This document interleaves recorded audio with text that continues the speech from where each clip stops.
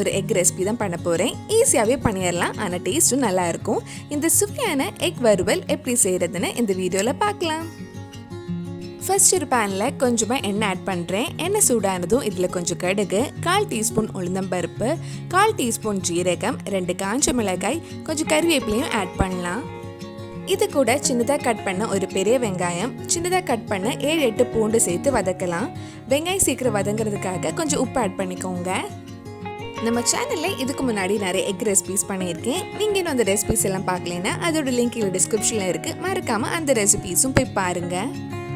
வெங்காயம் நல்லா வதங்கினதும் இதில் 1/4 டீஸ்பூன் மஞ்சள் பொடி, 3/4 டீஸ்பூன் மிளகாய் பொடி, 1/2 டீஸ்பூன் மல்லிப்பொடி, 1/4 டீஸ்பூன் கரம் மசாலா பொடி, தேவைப்பட்ட கொஞ்சமாக உப்பும் ஆட் பண்ணிக்கலாம். மிளகாய் பொடி உங்கள் காரத்துக்கு ஏற்ற மாதிரி நீங்கள் ஆட் பண்ணிக்கோங்க. மிளகாய் பொடி, மல்லிப்பொடி பச்சை வாசனை போகிற வரைக்கும் கொஞ்சம் நேரம் வதக்கலாம்.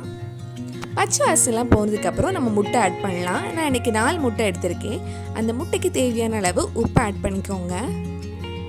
முட்டை இந்த மசாலா கூட சேர்த்து ஒரு வாட்டி நல்லா மிக்ஸ் பண்ணிட்டு ஒரு 2 நிமிஷம் மூடி வச்சு வேக வைக்கலாம்.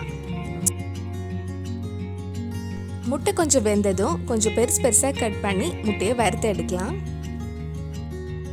இன்னொரு 2 நிமிஷம் லோ டு மீடியம் ஃப்ளேமில் இருந்தால் நம்ம டேஸ்டியான முட்டை வறுவல் ரெடி ஆகிடுச்சு. கண்டிப்பாக நீங்களும் இந்த ரெசிபி உங்கள் வீட்டில் செஞ்சு பாருங்கள். பிடிச்சிருந்தா இந்த வீடியோவை லைக் பண்ணுங்கள், உங்கள் ஃப்ரெண்ட்ஸ் அண்ட் ஃபேமிலிக்கு ஷேர் பண்ணுங்கள். வேறு நல்லா ரெசிபி நம்ம சேனலில் ட்ரை பண்ணலான்னு கீழே கமெண்ட் பாக்ஸில் சொல்லுங்கள். நீங்கள் இன்னும் என்னோட சேனலை சப்ஸ்கிரைப் பண்ணலைன்னா மறக்காமல் சேனலையும் சப்ஸ்கிரைப் பண்ணுங்கள். கூடவே அந்த பெல் ஐக்கனை ப்ரெஸ் பண்ணால் நான் புது வீடியோ போட்ட உடனே உங்கள் ஃபோனுக்கு நோட்டிஃபிகேஷன் வந்துடும்.